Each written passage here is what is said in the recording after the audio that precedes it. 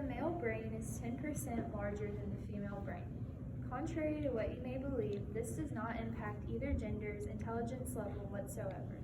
According to Ian Michael Grant, MD, an assistant professor at the Feinberg School of Medicine, the size difference of the brains can be very misleading. Many assume that the brains are completely different, but do not do any further research to verify that point. To counter this belief, Grant states in a well laid out infographic on Northwestern Medicine's webpage that the male and female brains are a lot more alike than what we think. The similarities between the two are significantly more than the differences.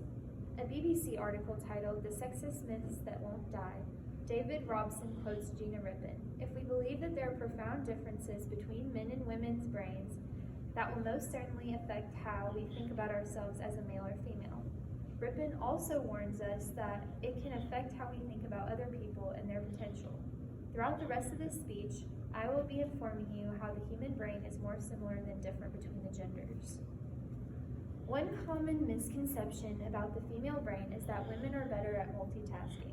This myth derives from the idea that the left and right cerebral cortex are more connected in a woman's brain than in a man's brain, allowing information to make it into both brain hemispheres more effectively. This may sound like a legitimately good theory. However, scientific studies show that no human brain can perform very well for multitasking.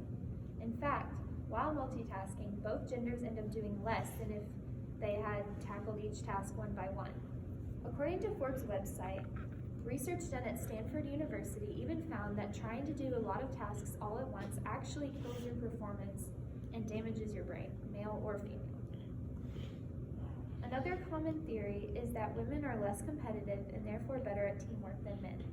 This idea comes from the fact that women have greater amounts of effects of estrogen and oxytocin in their bodies, along with less testosterone than males. This theory is just not true. Levels of competitiveness are based on the person individually, not their gender as a whole. To me, teamwork is something that can be learned. And I think personally that a man or woman can be equally good at teamwork. It is not a gender issue.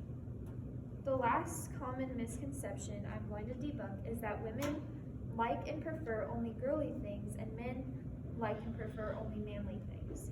This myth is promoted through every ounce of our media and culture. Society heavily influences us from the time that we are born that likes and dislikes must be separated by gender. This distinction even exists in favorite colors. For example, a man or little boy may be shamed and called girly for liking the color pink, when really he just likes the color.